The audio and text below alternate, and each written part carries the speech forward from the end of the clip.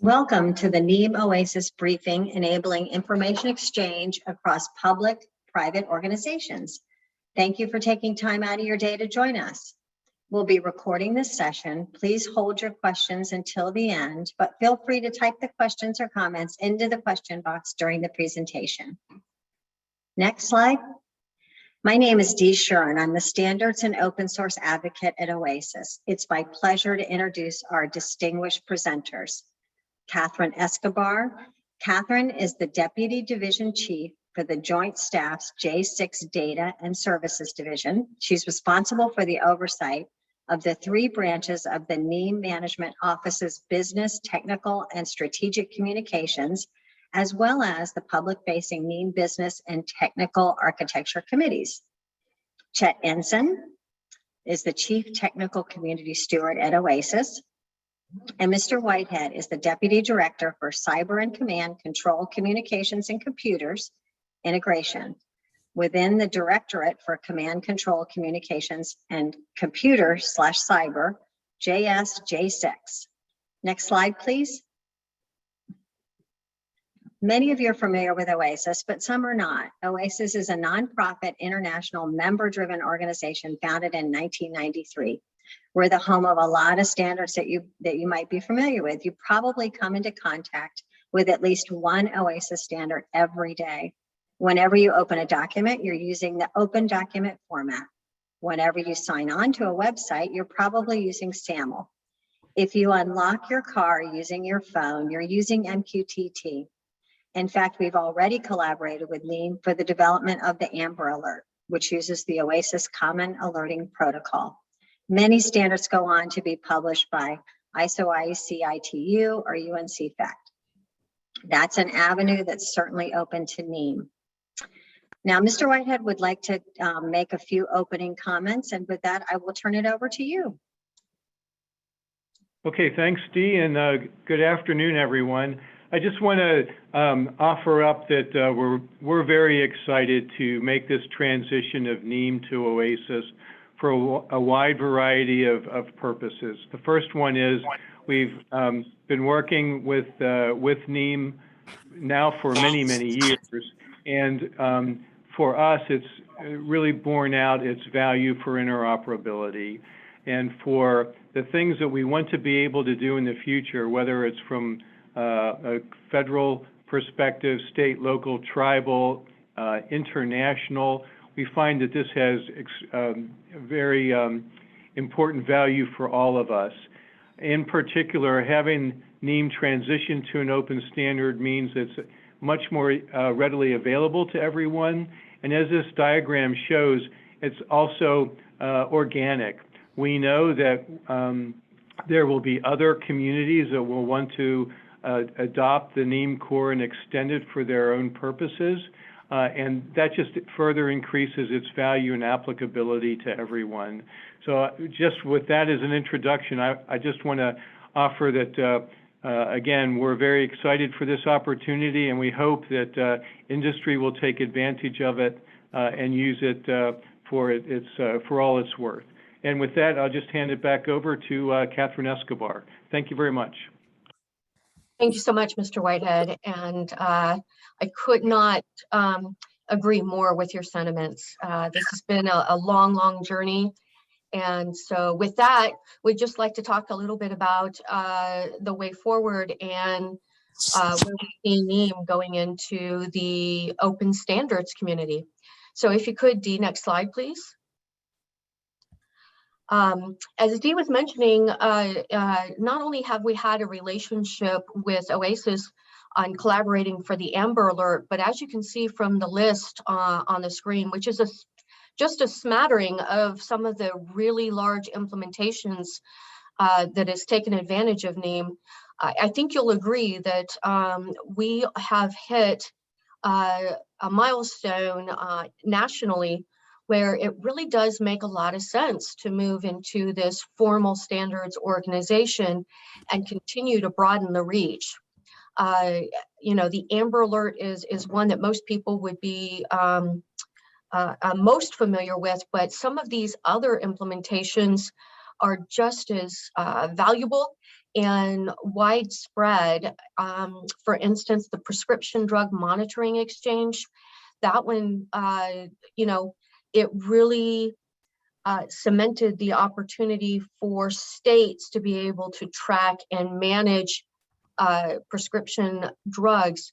There was a problem where, some people would go to different doctors and different pharmacies and get prescriptions, and there was issues where those prescriptions were, one, either being abused, or two, the pharmacist didn't know that there would be an interaction, and so it could cause a potential health issue.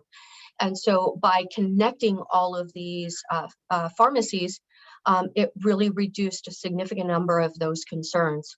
And each one of these examples that you see on the screen has a similar story of that value. So with that, I'd like to move to the next slide. NIEM has been intrinsic in a lot of different standards, in fact, so we're not new to the idea of NIEM becoming a standard.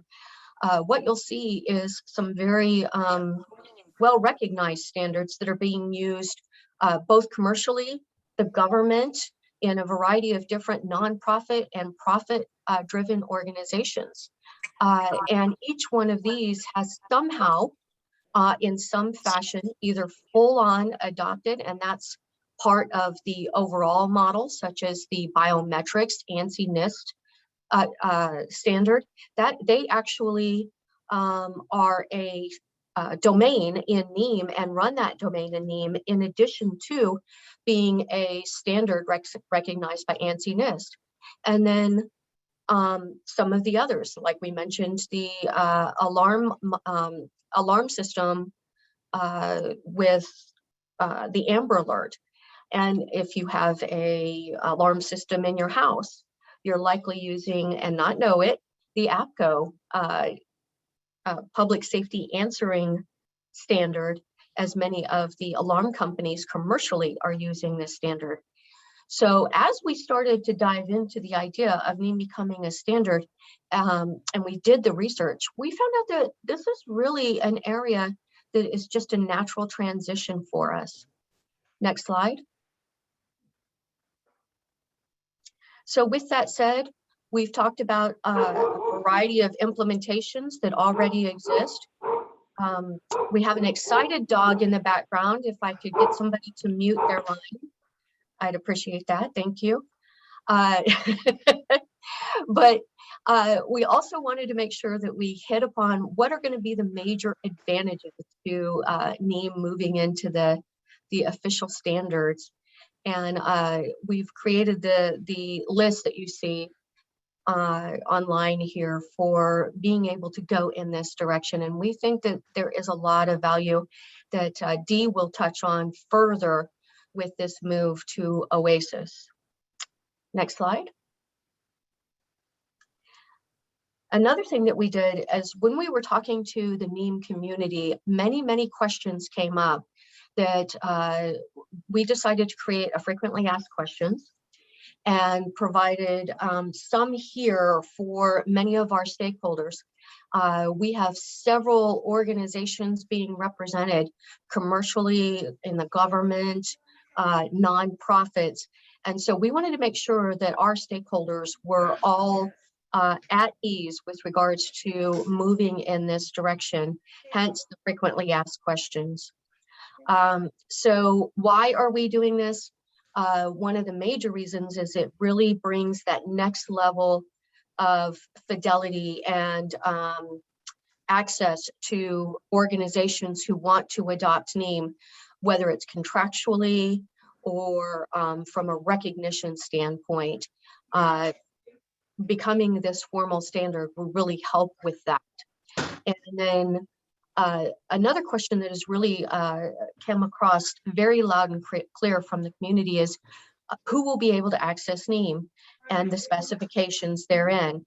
As many of you have maybe worked with other standard organizations, sometimes those organizations will charge for their standards, such as IEEE or ISO. By moving into the open source format for NIEM, it will stay open to the community to use free of charge. Next slide. Do a pill gas me up every time I take that damn. We have an active open mic. If we could get that muted, please. All right, so another big question from the community was, is there a fee to join OASIS? Do you have to join OASIS in order to contribute to NIEM? Those sorts of surrounding questions. And the answer is, you can join OASIS for a fee, absolutely. But I want to put sort of a line of separation here between contributing to NIEM and what joining OASIS means. And so if you are in the community and you are a technical person and you want to contribute to the technical side of NIEM and participate, there is not a cost to that. That again will be from an open source, open standard perspective. However, with that said, there are membership opportunities for you to join NIEM, and there are a multitude of benefits that Dee will cover in later slides. But one thing I should ask you, and it's the major thing that we are here to talk about today, is as NIEM moves into the OASIS family, the primary mechanism for funding NIEM and all of the work that needs to be done will be through sponsorship.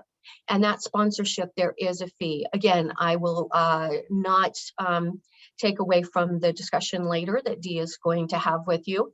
But that is one of those things that I would highly encourage you to think about as far as helping to ensure the future of NIEM in the OASIS family. Next slide. So what's the timeline? We're on a 24-month trajectory, and that started last year. We got the go-ahead from the NIEM community and the NIEM leadership. And so we have been on that path. And so this is one of those major milestones today about making this transition, and that is to achieve sponsorship of the project. And what will the NIEM management role be going forward? And so NIEM Management Office will make this transition with OASIS and in partnership with OASIS. So there will still be some influence, and whether it's from a technical or from a managerial opportunity, especially over the next 24 months. I will have you know, though, the DoD has committed as the first sponsor to continue the path with NIEM. And so we hope you will follow our trend. And then how will NIEM and all of its parts be funded? And I've covered down on that a little bit. It's going to be through sponsorship. Next slide. So what does this phased approach look like over 24 months? And so that looks like over the next 12 months, we are really honing in on the administrative part of this, where we're rewriting the governance. We're establishing the new org charts. We are getting sponsorship. And then the second phase will be all about transitioning the technical arm of this, all of the intellectual capital, and making it completely available, open source to the community. So that is the 2-year transition plan. Next slide. And so now at this point, I'd like to hand it over to Miss Dee. Hey, great job. Thank you, Catherine. Chet, would you go ahead and walk through the next set of slides? Thank you. Yep, absolutely, Dee. Thanks, Dee. Thanks, Catherine. And thank you, Mr. Whitehead, for your comments on the migration from NIEM over to OASIS. We're also extremely excited to be able to be the home for NIEM as it begins the next stage of its evolution, and we're really looking forward to this project of helping you all ramp up and move forward. Let me talk a little bit about OASIS Open projects and what this is going to mean for NIEM. OASIS has been supporting open standards development for going on 30 years now. And in 2019, we announced the Open Projects Program, as a way to expand the opportunities to get involved so that projects could come in doing both open standards and open code work, and do all of it under one roof and one governance protocol. OASIS Open projects operate with their own governance, their own sponsors, within the general guidelines of the OASIS Open project rules. Those rules ensure fairness, transparency, and IP safety, all of the things that are needed for standards to be recognized and adopted worldwide by governments, companies, other standards development organizations, and such. Next slide, please, Jane. So, so what is this open standard thing, and what's it going to be for NIEM? Why choose this? Well, the OASIS name is recognized globally by companies, by governments, by other standards development organizations as confirmation that work has been done under a vetted, reliable, open, and democratic process. It's one that gives all interested parties the ability to contribute to the work and be involved. It's very focused on transparency and visibility. So no hidden gotchas to jump up when you're in the middle of implementation. Nobody's thumb on the scale to benefit one group over another. No concerns about lurking IPR issues that will come up later. The work proceeds in the open, standard, transparent way. And open OASIS standards themselves are then freely available to use in products and services. The other thing we like to say is that when you choose OASIS Open, you also get us, staff who've been doing this and helping communities like yours work through problems and issues and work successfully for decades. Next slide, Jane. So as an open project, how's NIEM going to be governed? Well, our goal is to make sure that it's pretty much the way it works today, to change as little as possible. In fact, ideally, I'd love to find out that 6 months down the road, somebody who's working in the project wakes up and goes, wait, this is an OASIS project now? When did that happen? We would like it to be that seamless. The OASIS Open project rules themselves are lightweight and intended really to capture the key events, the key approvals, the key promises that other groups can then accept as proof that this is adoptable safely. But the large majority of the day-to-day functions of your project is going to continue to be done under your own governance documents, which will be helping you put together as you do the migration. Next slide, Jane. So if this diagram looks familiar, that's because it really should. One of the things that jumped out at me from one of our very first conversations with Catherine and her team was that we could pretty much pick up the NIEM organization model, relabel a few boxes, put it back down on the page, and we have an open project. This is really the mapping of the NIEM current NIEM structure to an OASIS Open project.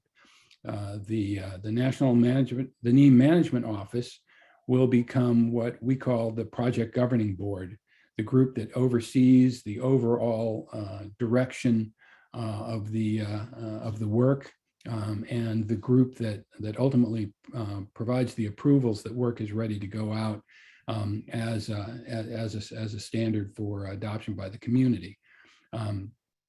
Membership of the Project Governing Board is a representative from each of the sponsoring organizations who want to have someone. You can sponsor and not have somebody on the PGB, but presuming you want to have a representative on the board, as a sponsor, you have the right to have a representative on the board. Each of the technical steering committees, what are currently the NBAC and the NTAC, will elect a representative to represent them on the project governing board. And the PGB will have the option to provide invited experts on occasion when needed. As I said, the current NBAC and NTAC become what we call technical steering committees. These are the groups that oversee the day-to-day work, oversee the work of the individual domains and the individual teams within them, and ultimately recommend work up to the PGB for approvals. And then the domains will be what we typically call sub-projects underneath a technical steering committee. They'll continue to do their work within their organizational scheme and tell the technical steering committee when they have something ready to move on. Next slide, Jane. This is a flow chart that's really intended to sort of show how work will flow. On the left, the domain repositories or the other repositories do their work as they do today. They decide when something is ready to move up the ladder for approvals, and they approve submitting the work or recommending the work to the technical steering committee. The technical steering committee then determines when they think the work is ready to be submitted over to the PGB for final approval. It may be a release. It may be work that they think is ready to move into what we call standards development track, to move through the process of approvals to become an OASIS standard. So they recommend that work to the project governing board, and the project governing board can then approve that as a project specification and approve when they're ready, submitting it to the OASIS membership as a candidate for OASIS standard. Once the work is approved as an OASIS standard, we publish it, we announce it, we make it part of our standards library. And at that point, the project governing board also has the opportunity to request that OASIS submit it to a further de jure organization. Next slide, Jane. This is it's a high-level list of the services that OASIS will provide to the project over the course of the life. The key takeaway that I'd really like to leave you with here is that you gain the support of people in an organization who have been successfully supporting technical communities that develop open standards, again, for the better part of 30 years. We are here not just to help NIEM move over into a new work regimen, but also to be available to help with the issues that come up, in particular those sorts of social issues. You're the technical experts. We don't meddle on the technical side because you know and we really don't. But on the people side, on the soft skills side, we've had a lot of experience, and there's really not a whole lot that you might run into in the course of work that we haven't run into before, and that we can help you sort out and move through and carry on. With that, I'd like to turn it back over to Dee to talk about the opportunities for participation and getting involved. Dee? Thanks, Chet. That was great. So let's take a few minutes to talk about participation and sponsorship. The possible application of the NIEM framework is unlimited. The number of implementations and implementers is increasing every day. We need to ensure that the work continues. In order for the NIEM model to be truly realized, we need good stewards to step forward and make this possible. Next slide, please. What will your organization gain by supporting NIEM? I don't like to directly read from slides, but I'm going to do that because this one is very powerful. You will create partnerships and tap into the trust of the NIEM experts from the public sector. You will participate in the development of NIEM standards, ensuring your perspectives and use cases are represented. You will have the opportunity to become a steward with a seat on the NIEM project governing board. You will unify fragmented efforts and encourage convergence and interoperability. You will determine if and when approved work will be submitted to ITU, ICC, UN, ISO, etc. You will facilitate communications between the public and the private sector. So each one of those are really powerful. Next slide, please. So the visibility and recognition for sponsorship. Of course, you'll be recognized with promotional benefits. Your logo will be on the NIEM website. Your organization will be listed and quoted in the press releases. You will have the ability to participate in interrupt demos, plug fests. You will be offered speaking slots at conferences and more. You'll be respected for your position as an industry leader in a powerful global alliance committed to interoperability. Next slide, please. NIEM sponsorship. As we've already discussed, anyone can participate technically in NIEM, and we value those contributions very much. But that means the only way to provide the core services the project needs is through corporate sponsorship. Your support makes it possible for OASIS to provide all the benefits Chet already reviewed. These core services are only possible with sponsor support. Okay, so let's talk about, next slide, Jane, thank you. The target deadlines.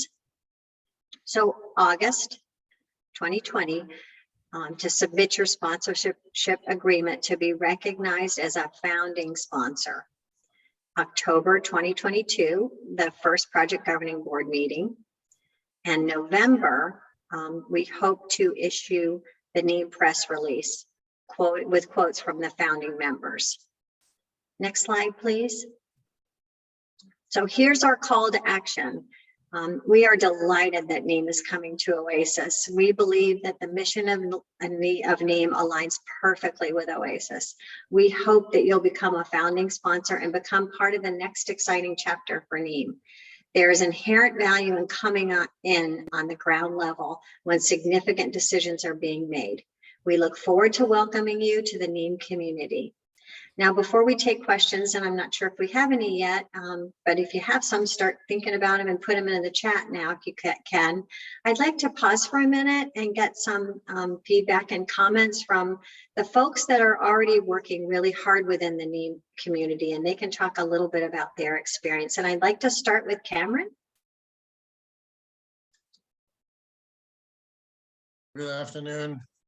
I'm Cameron Attree. I am currently the co-chair of NIEM Business Architecture Committee.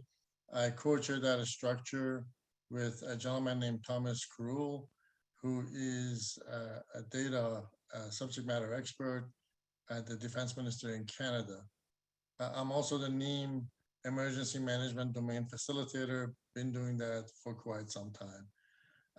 I started working with NIEM back in 2003, 2004, where I joined DHS as the US Visit Program Chief Data Architect, attempting to mature and build the DHS biometric system. We looked around, we were having a difficult time figuring out how to exchange to 37 friendly countries our data input and output. And we found that there was a structure called NIEM at the Department of Justice at that point in time, with several high-level people, including Shamandra Paul. At that point in time, we initiated the move of bringing NIEM into DHS. And at that point, it was just one domain. Think of it as a functional area.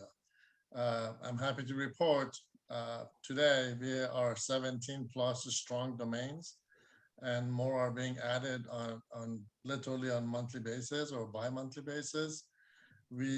Our model now has over 13,000 harmonized attributes. It's I want to say it's the first of its kind that exists out there. Our core data structure has been stable now for over 4 years, which is a great hallmark for everyone who's been working on this.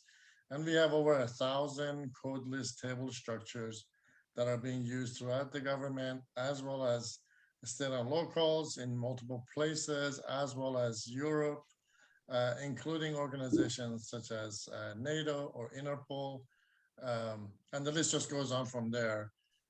We are attempting to build the next generation exchanges For example, building the next generation of 911 calls, where you are now videotaping the intruder or an issue, where you're able to communicate back and forth with the emergency responders. It's important to note that we have been growing over the last several years heavily, and it's just a natural process for us to find a big brother or a big sister, in this case, OASIS Open. And we believe OASIS, we looked around for quite some time, believe it or not, maybe over a year or so.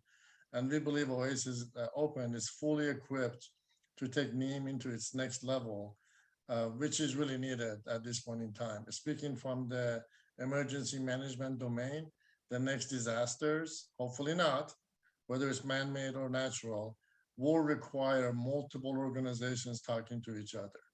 And Neem is, we know now, Neem is the only structure that's able to come out above and beyond all other organizations and share communications with every organization being involved in that activity. That's my 2 minutes input. Cameron, thank you. And I forgot to say that you're the director at A4 Safe, and I think Cameron's going to be my partner in crime. So thanks, Cameron. And with that, I'd like to turn it over to Jim Cabral. He is the Vice President of Court Relations at InfoTrack US and also an OASIS Board of Director member. Thanks, Dee. Like Cam, I wear a number of hats here. As Dee said, I'm an OASIS board member. I'm also chair of a technical committee that is based on Neem, of a standard that's based on Neem. I'm also a member of the Neem Technical Architecture Committee and a longtime member of the IGES Institute. And what I think is common here between the both the OASIS community and the Neem community is just the recognition that we need to work together to define reusable common standards and data models that everybody can get behind and can basically make all our implementations, all our jobs easier. So today I'm actually going to be wearing the hat of a vice president of a legal technology company. We care about things about what's fundamental to our business is the ability to be able to integrate both the private sector partners that we work with and the public sector partners that we work with. And Neem straddles that boundary very, very well. What that allows us to do is build our systems on standards, on open standards, which of course OASIS has a long time history of, and Neem is basically moving in that direction. It also allows us to build reusable interfaces and data models so that we're not having to create one-off integrations every time, and we're able to do our provide our services much more efficiently and faster. It makes us more agile. And what we really like about this merger of Neem into the OASIS and OASIS Open project is it really provides the kind of long-term support that Neem needs, both from a governance standpoint and including open processes, and from a tooling standpoint. As we have a lot of developers who kind of depend on the availability and maintenance of these tools. And by bringing this under the OASIS banner, by opening up sponsorship to private sector organizations like us, we really are ensuring the long-term sustainability of Neem. And it's a very exciting day. That's great. Thanks, Jim. I'm not sure that Mike is with us. Mike Hilm. Hopefully I'm saying that correctly. Yeah, I don't see Mike here. Okay, I didn't see him either. Okay, well, good enough. Okay, well, we've got lots of nice comments. We'll just take it from the top. For domains that have active bug tracking and working committees for being able to identify content and usage issues and resolutions, such as XSTF for the justice domain, how is it currently envisioned to transition these groups? So, that's a really good question, Joe. And I suspect it's a really good example of how little the transition over to OASIS is going to affect your day-to-day work. If you have a group that's got a bug tracking system in place, maybe you've got a form set up to capture bug reports, or maybe you've got using issue types in GitHub or something. But you've got a way for collecting and tracking bugs. You've got a group of people whose job is to vet them out, figure out what needs to be done to resolve them. Oops, oh yes, this was indeed a bug. How did we let that get through? Well, here's what we need to do to fix it. That's the kind of day-to-day technical work that I think will continue with little or no change from OASIS. I think the only thing that I'm waiting to see is where we may need to either identify something as being associated with OASIS. We may need to, or want to put the OASIS logo on certain things so that people will know that NIEM is now an OASIS activity and they're aware of that, or where a URL may need to change. But we don't do this in a way that forces, our rules don't force any of those sorts of changes to happen. So, as best I can conceptualize how you're describing it, I think it probably continues to work just the way it does today. Very good. Thank you, Chet. So the next question is from Owen Amber. The Department of Commerce Objective 1.2.2 is to strengthen U.S. participation in technical standards development. Have Commerce and NIST been engaged? Well, we are in the process of connecting. Owen, if you have some folks that you would like to introduce me to, I would be more than happy to make those connections. So I don't know if anyone else would like to comment on that question. Hi, this is Diane Stevens. I'm with the Department of Commerce NIST, and we have been in communication. We have been actively participating, in particular through the biometric domain, and we have had continuing participation also in the NEEM, the IMBAC, the Business Architecture Committee. Fantastic. And I'd like to also append is that as we went down the path of exploring which standards development organization would be the right fit for moving in this direction, we did talk to the folks at the higher levels of NIST. We talked to, of course, OASIS. We talked to a multitude of other like OMG. And when we identified different criteria and laid this all out, there was a mutual agreement across the organizations that moving to be a standard is a really great move for NEEM. But to ensure the least amount of disruption, this open OASIS model is the right way to go. With that, I'd like to acknowledge Mr. Shemendra Paul, who has his hand up. Hi, Catherine. Hi, everybody. Great to see the conversation. I know there's some old friends here and colleagues. I've been an advocate for NEEM moving into the standards world. I mean, NEEM is a standards framework and I think works pretty well, but more into the voluntary consensus, the traditional groups like OASIS. And I'd note just in the Wayback Machine, OASIS was a part of the Standards Coordinating Council that I had sponsored when I was program manager for the information sharing environment so many years ago. My question comment is this. I'm really excited by the NSF work on ontologies, and I know that NEEM is considered along with some other use cases. I think there's a lot of power in public-private partnerships working OASIS, NSF, trying to support this process. I'm wondering if Catherine or anybody else can talk about where the NEEM program is with NSF on their initiative and what potentially the federal CDO community could do to help excite interest in that kind of joint partnership. Yeah, absolutely. So we have been talking with the National Science Foundation. One of their major objectives is to create what they're calling an open knowledge network. And as part of that, It's to leverage ontologies in order to share data understanding, interoperability, enhance to that next level, if you will. And so we've been working through their process. They call it a sprint, to develop a proposal for a fully funded opportunity for Neem to also be rendered as an ontology.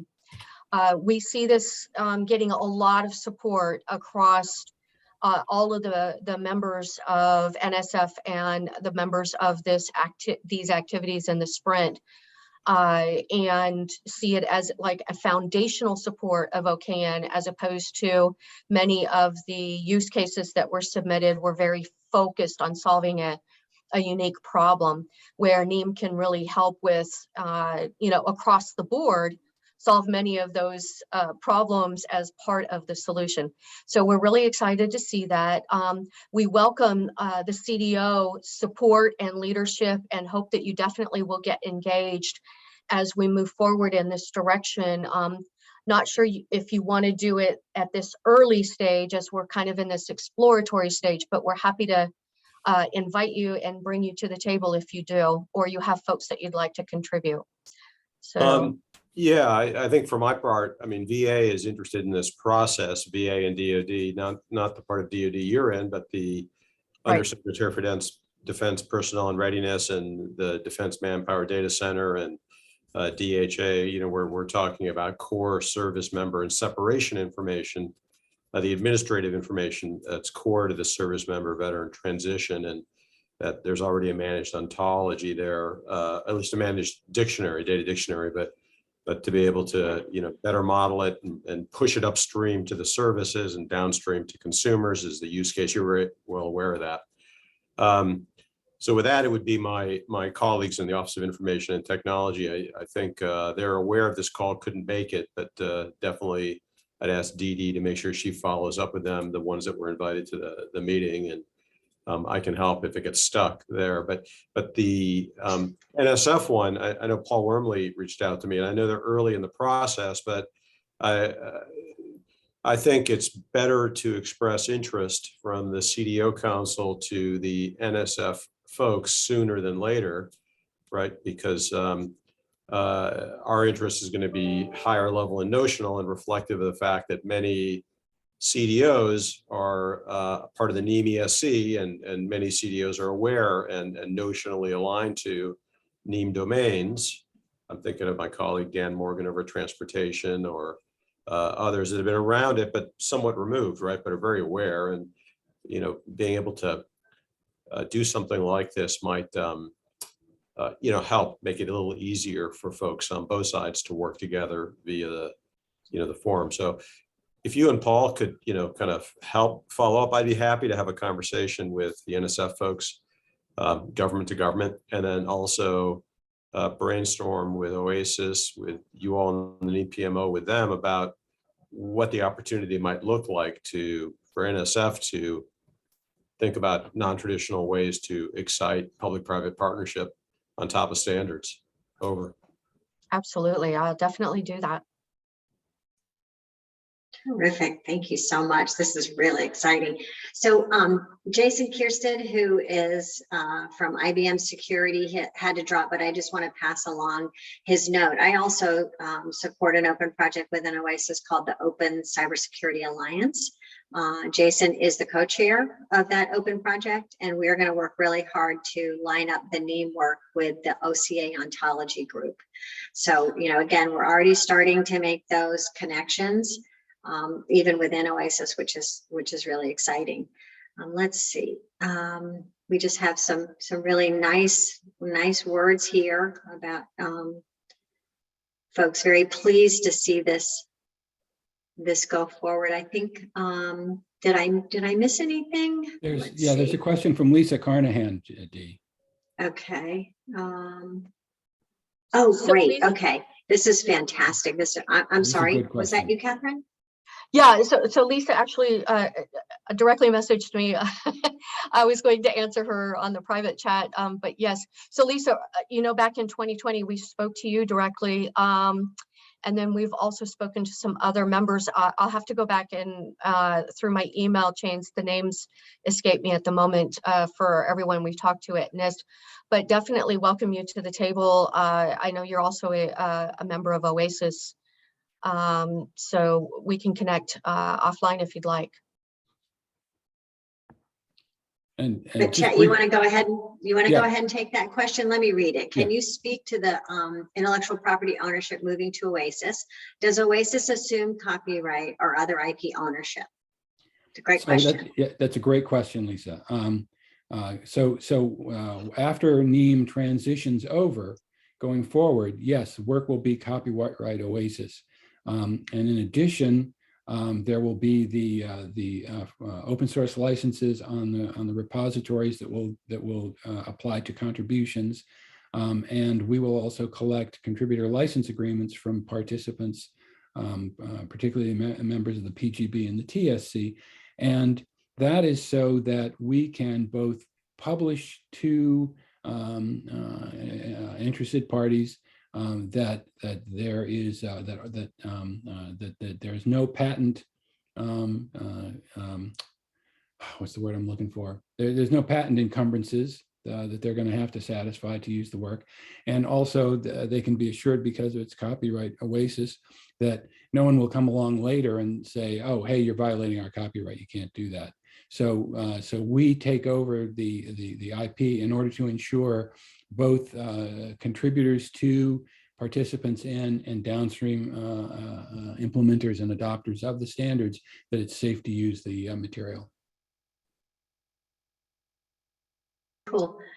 Thank you, Owen, for making that connection with the StratML that is part of the NSF strategic plan. I like how people are already brainstorming and making connections. So I think that is it with our questions, sort of last call for questions. Otherwise, this has been a fantastic call. I'm really excited that so many people have stayed on with us and could really. Does Cam have a sorry? question? Hand up. Oh, I'm sorry. Cam? Yeah, Hey. ma'am, that's okay. I just wanted to add to what Chad said earlier regarding the testing and content management, attribute structures and all that. It's very important to explain. I think Chad already explained it, but just it's really important to explain we are a data-driven organization at a community level. We go from bottom up. Everything is vetted internally. We spend hours, sometimes days, working on harmonizing attributes internally at the domain level, and then we push it up to the larger domain, and then we go from there to higher level. So all those activities internal to the data model, the code list, all those harmonization activity stays intact. There will be no changes on those activities. If you know anything about OASIS, that's where they're awesome at. And so they're not really going to touch that part of the activity for us. So be aware there will be no change when it comes to the model. We are not going to change the core. There will be no activity from that level. We may mature it. We will mature it, but we won't be making changes from that level. So at the ground level, where some of us exist and do data work, there'll be no changes whatsoever. Back to you, ma'am. Terrific. Okay, so I think that's a wrap. This is great. Thank you, everybody. Thanks, Dee. Thank you. Bye-bye. Thanks. Bye. Thanks, everyone.